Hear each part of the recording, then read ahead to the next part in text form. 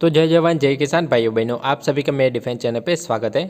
तो आज की डिफेंस अपडेट वीडियो में, तो पहले के टाइम में भारत को किसी भी डिफेंस टेक्नोलॉजी को लेने के लिए वेस्टर्न कंट्री या रशिया के पास से उस टेक्नोलॉजी को परचेज करना पड़ता था। इसके अलावा इन देशों के द्वारा कितनी सारी शर्तें, इसके अलावा उनके हिसाब से पैसे देने पड़ते थे। पर अभी फिर DRDO, ADE और HAL जैसी स्वदेशी संस्थाओं की वजह से पूरा टाइम बदल चुका है और ये संस्थाएं भारत के लिए घातक से घातक हथियार डेवलप करती है। इसके अलावा इन हथियारों की जो क्वालिटी है वो वर्ल्ड क्लास होती है। इसके अलावा कई दुनिया के जो देश है वो इन टेक्नोलॉजी को खरीदना भी चाहते हैं। तो इनमें डेवलप होने वाले कई फ्यूचर मिसाइलें के बारे में आज हम बताने वाले हैं। तो नए हो तो प्लीज़ मेरे डिफेंस चैनल को सब्सक्राइब करें, बेल आइकन दबाना ना भूलें और कमेंट सेक्शन में जय हिंद जय भारत ज़रूर लिखिएगा। तो आज की डिफेंस अपडेट वीडियो शुरू करते हैं। तो अभी फिलहाल DRDO की तरफ बहुत सारी मिसाइलों पे काम किया जा रहा है। उनमें से सबसे पहले हम अस्त्रा मार्क 3 के बारे में बात करेंगे। तो जो अस्त्रा मार्क 3 है वो 350 किलोमीटर रेंज के साथ आने वाली है, जो कि दुनिया की सबसे वेरी लॉन्ग रेंज की BBR मिसाइल होंगी। इसके अलावा अस्त्रा मार्क 3 की रफ्तार 4.5 मैक और ये SFDR टेक्नोलॉजी यानी कि solid fuel ducted ramjet technology के साथ आने वाली है, जो कि MBDA की मीटियर में भी लगी हुई है। तो अभी फिलहाल रिसेंट में ही भारत के द्वारा SFDR मिसाइल के ग्राउंड टेस्ट को सक्सेसफुली कंडक्ट किया गया है और सभी पैरामीटर को अचीव कर लिया गया है। तो उसके बाद DRDO सीधा अस्त्रा मार्क 3 पे काम शुरू कर सकता है, यानी कि आपको 2023 में अस्त्रा मार्क 3 की पहली टेस्ट फ्लाइट देखने को मिल सकती है। इसके अलावा 2026 तक अस्त्रा मार्क 3 फुल्ली ऑपरेशनल हो जाएगी। तो अस्त्रा मार्क 3 के आने की वजह से भारतीय वायुसेना की ताकत में बहुत ही ज़्यादा इजाफा होने वाला है। तो DRDO के द्वारा डेवलप हो रही दूसरी घातक मिसाइल है नेक्स्ट जनरेशन टॉर्पेडो यानी कि सुपर कैविटेटिंग टॉर्पेडो। तो उस टॉर्पेडो में ऐसी टेक्नोलॉजी लगी होगी जिसकी वजह से टॉर्पेडो के आसपास पानी में बबल्स पैदा होगी। तो इन बबल्स की वजह से पानी में कम से कम टॉर्पेडो को ड्रैग लगेगा। इसकी वजह से टॉर्पेडो अपनी मैक्सिमम स्पीड को अचीव कर पाएगा, जिसको सुपर कैविटेटिंग इफेक्ट बोलते हैं। इसके अलावा इस टॉर्पेडो में रॉकेट मोटर का यूज़ होगा, जिसकी वजह से इस टॉर्पेडो की जो रफ्तार है वो 400 से लेकर 500 किलोमीटर पर आवर होगी। तो इतनी ज़्यादा रफ्तार होने की वजह से इस टॉर्पेडो से बचना किसी भी शिप्स या सबमरीन के लिए लगभग असंभव होगा। तो DRDO के द्वारा डेवलप हो रही तीसरी सबसे घातक मिसाइल है K5 submarine launch ballistic missile.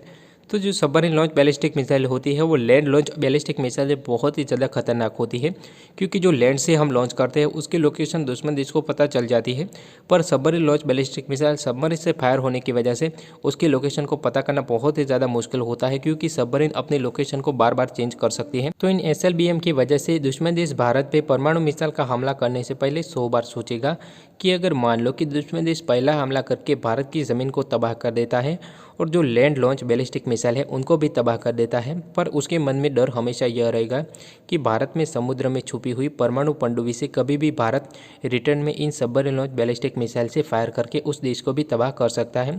तो इन मिसाइलों की वजह से एक तरह से दुश्मन देश के मन में डर हमेशा रहने वाला है। तो अब आपके मन में सवाल तो ज़रूर उठ रहा होगा कि इस मिसाइल को कब तक बना के तैयार कर लिया जाएगा। तो आपको बता दूं कि DRDO के द्वारा ऑलरेडी इस मिसाइल को बना के तैयार कर लिया गया है, सिर्फ भारत सरकार की मंजूरी की ज़रूरत है। तो एक बार मंजूरी मिल जाती है तो DRDO के द्वारा इस मिसाइल के टेस्ट ट्रायल को चालू कर दिया जाएगा। तो इस मिसाइल की रेंज 5000 किलोमीटर के आसपास रहने वाली है। तो वीडियो में बची हुई दो मिसाइल हाइपरसोनिक कैटेगरी की मिसाइल है। तो अभी फिलहाल पूरी दुनिया में रशिया ही एकमात्र ऐसा देश है जो कि हाइपरसोनिक टेक्नोलॉजी को सक्सेसफुली यूज़ कर रहा है। तो रशिया के बाद आपको सुन के गर्व होगा कि हमारा भारत देश हाइपरसोनिक टेक्नोलॉजी डेवलप करने में दूसरे नंबर पे आता है। तो अभी फिलहाल भारत के द्वारा 2 हाइपरसोनिक मिसाइलों पे काम किया जा रहा है। तो भारत के अलावा तीसरे नंबर पे अमेरिका है। तो जो रशिया की हाइपरसोनिक मिसाइल है वो दुनिया की सबसे तेज़ मिसाइल है, जिनकी रफ्तार मैक 20 से लेकर 28 के आसपास है, जिसका नाम है एवनगार्ड मिसाइल। तो जो एवनगार्ड मिसाइल है उसमें हाइपरसोनिक ग्लाइड व्हीकल लगा हुआ है। तो इस हाइपरसोनिक ग्लाइड व्हीकल की वजह से ही एवनगार्ड मिसाइल इतनी ज़्यादा रफ्तार पे उड़ पाता है।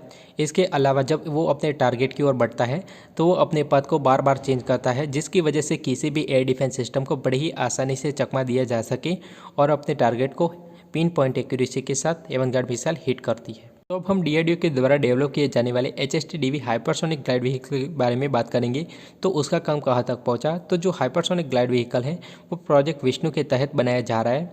तो अभी फिलहाल 2020 में उसका पहला टेस्ट ट्रायल हुआ था, जिसमें इस HSTDV हाइपरसोनिक ग्लाइड व्हीकल को 23 सेकंड के लिए मैक 6 की रफ्तार पे क्रूज किया गया था। तो उस टेस्ट फ्लाइट के दौरान सभी फ्लाइट पैरामीटर को इस HST-DV ग्लाइड व्हीकल के द्वारा अचीव कर लिया गया था।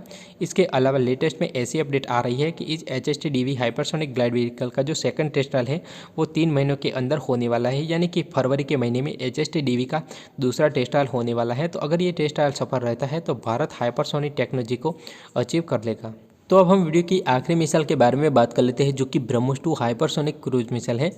तो जो ब्रह्मोस 2 हाइपरसोनिक क्रूज मिसाइल है उसकी रफ्तार मैक 6 से लेकर मैक 8 होने वाली है और उसकी रेंज 1000 किलोमीटर होगी। तो आपके मन में सवाल यह उठ रहा होगा कि ब्रह्मोस 2 कब तक बनके तैयार हो जाएगी।